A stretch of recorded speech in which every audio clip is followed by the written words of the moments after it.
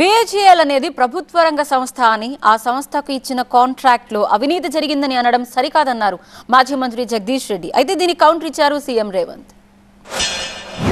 BHEL ప్రభుత్వ రంగ సంస్థ, కేంద్ర ప్రభుత్వ రంగ సంస్థ.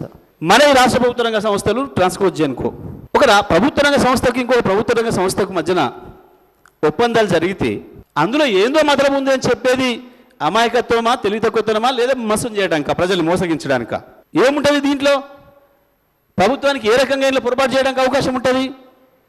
BHEL నుంచి డబ్బులు తీసి లంచాలు ఇస్తారా అధ్యక్ష, చైర్మన్ గారు? ఎవరికైనా తెలివితేటలు గల్లోళ్ళు ఎట్లయితే కొట్టేయాలనో తెలిసిన వాళ్ళు వీళ్ళు తెలివితేటలన్నీ ప్రదర్శించి G2G BHELకి ఇస్తున్నాం అనే నెపం మీద ఏదైతే అంచనాల రేట్ల ప్రకారం వీళ్ళు డైరెక్ట్గా BHELకి ఇచ్చారు అధ్యక్ష.